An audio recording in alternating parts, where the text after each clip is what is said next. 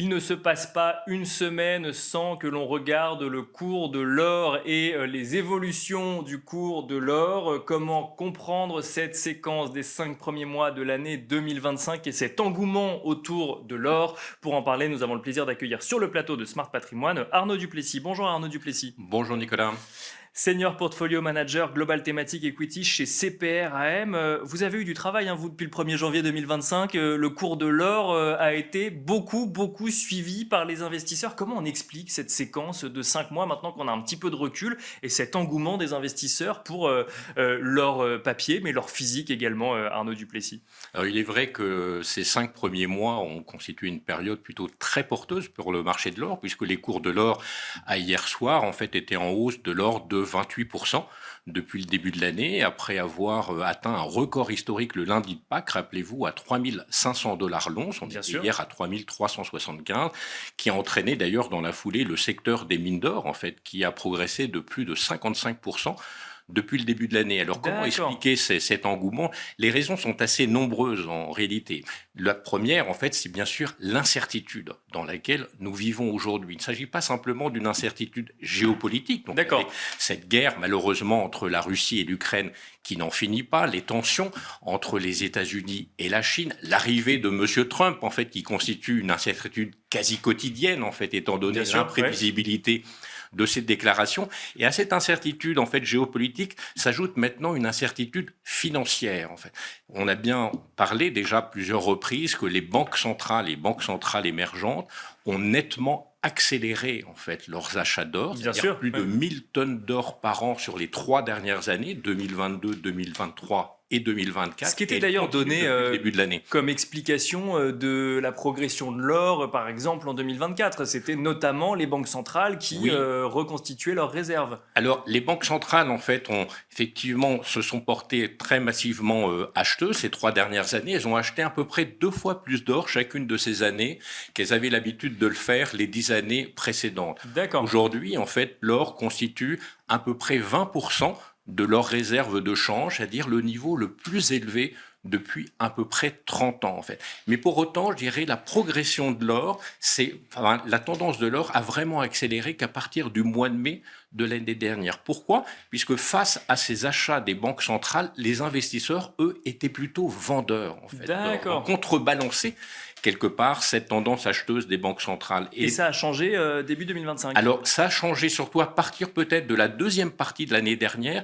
Leurs ventes étaient cohérentes puisque, rappelez-vous, de 2022 jusqu'à 2024, on a observé une très forte remontée des taux d'intérêt réels américains. Vous savez que traditionnellement, les cours de l'or sont plutôt inversement corrélés. En fait. Donc, il était cohérent pour les investisseurs, étant donné cette remontée des taux d'intérêt, de vendre de l'or en anticipation d'une baisse. Mais c'était sans compter avec les banques centrales en fait qui ont été massivement acheteuses en fait. Donc incertitude politique, géopolitique, financière qui viennent expliquer aujourd'hui cette progression du cours de l'or. Donc si je suis la recette que vous venez de me donner, il faut s'attendre à un second semestre à peu près du même acabit sur le sujet or, Arnaud Duplessis? Alors, c'est difficile en fait de donner des prévisions, mais je pense qu'il faut bien comprendre finalement les motivations des banques centrales. Dans un premier temps, il y avait cette volonté de dédollarisation de l'économie mondiale, surtout de la part de la Chine, autrement dit de mettre fin à la domination des États-Unis pour prendre sa place. Et c'est ajouté depuis vraiment une crainte financière de la part de ces banques centrales face au niveau de surendettement des pays occidentaux. On voit bien en fait que depuis quelque temps, des inquiétudes montent quant au marché obligataire japonais, dernièrement, quant au marché obligataire américain. Et vous savez, l'or n'est pas seulement une matière première pour fabriquer des bijoux, c'est aussi une monnaie, en fait, une réserve de valeur. C'est un peu la devise de dernier recours. Et on dit souvent en fait que l'or ne présente pas de risque de défaut, surtout par rapport à d'autres devises. Vous savez, quand un pays voit son économie s'effondrer, la devise, sa devise peut aussi s'effondrer. L'or, en fait, n'est la dette de personne. Oui, bien sûr. Elle constitue cette réserve de change, cette réserve de valeur un peu absolue pour les banques centrales. Près de 30% de progression pardon, depuis le début de l'année, 28% vous nous l'avez dit.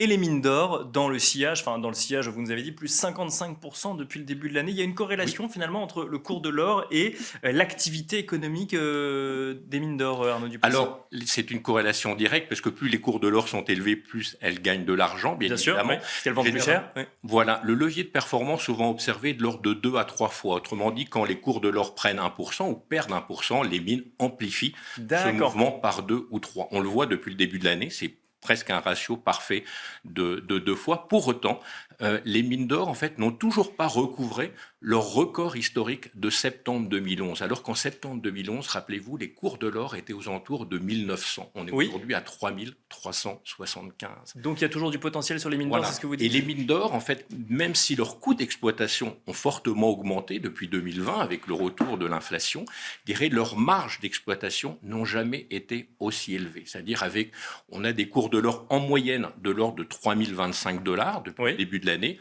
pour des coûts de l'ordre de 1500 $, donc ça fait une marge un peu légèrement supérieure à 1500 $ par once. En 2020, quand les coûts d'exploitation étaient aux alentours de 1000 $ par once, les cours moyens de l'or étaient plutôt aux alentours de 1750. Donc vous voyez, les marges d'exploitation sont aujourd'hui 2 fois plus élevées qu'elles l'étaient il y a 5 ans, même si les coûts sont 50% plus élevés. Et ça, je pense que le marché l'a pas bien intégré quand on voit les ratios de valorisation du secteur aurifère qui sont proches de leur plus bas historique. Et comment on l'explique? C'est une anomalie de marché? C'est une concentration vraiment sur l'actif or plutôt que sur l'activité économique à côté? C'est un rattrapage auquel il faut s'attendre sur les prochains mois? Quel est votre sentiment d'expert, Arnaud Duplessis? Alors, les mines d'or constituent une petite classe d'actifs, moins de 500 milliards de dollars de capitalisation boursière. Donc, vous voyez, même pas le quart d'une de ces grandes Bien sûr, Seven cotées aux États-Unis. En fait, c'est une activité, c'est une industrie qui n'a pas toujours fait montre d'une grande discipline dans le passé, qui peut être assez volatile, donc qui peut faire peur à certains investisseurs, mais force est de constater en fait beaucoup plus de rigueur en fait dans la gestion de ces compagnies minières depuis maintenant quelques années, un début de retour de cash aux actionnaires assez significatif, et donc quand même un potentiel encore de revalorisation sans que les cours de l'or augmentent finalement. Il suffirait juste que les cours de l'or se maintiennent au niveau actuel, et là ce qui permettrait vraiment au secteur de se revaloriser très significativement. On n'a pas de boule de cristal, hein, vous l'avez dit. Pour autant, faut-il voir une corrélation continuer sur le reste de l'année entre les sujets politiques, géopolitiques et financiers et d'un côté et le cours de l'or de l'autre côté? On peut se dire aussi que l'or est monté tellement haut que potentiellement derrière, ce qui va se passer, c'est une stabilisation, voire une correction, ou à l'inverse, que les investisseurs vont toujours se dire que c'est peut-être l'actif le plus sûr à l'heure actuelle. Comment est-ce que vous voyez les choses, vous? Alors, il y a un point qu'il faut mettre en avant, je dirais, pour la thématique de l'or et des mines. C'est un actif qui est très peu corrélé aux autres classes d'actifs. On l'a particulièrement bien vu cette année avec un début d'année pour le marché américain qui a été assez mauvais. En fait, le marché américain n'a jamais autant contre-performé, je dirais, le reste du monde depuis un nombre d'années quand même très, très significatif. Donc l'or, de par sa décorrélation, apporte un axe de diversification important dans un portefeuille. Vous savez, on est toujours content dans les périodes difficiles d'avoir une classe d'actifs qui s'en sort quand même un petit peu mieux que les autres, en fait. Merci beaucoup Arnaud Duplessis de nous avoir accompagnés sur le plateau de Smart Patrimoine. Je rappelle que vous êtes Senior Portfolio Manager Global Thematic Equity chez CPR AM. Merci beaucoup. Merci beaucoup Nicolas. Et quant à nous, on se retrouve tout de suite dans Enjeu Patrimoine.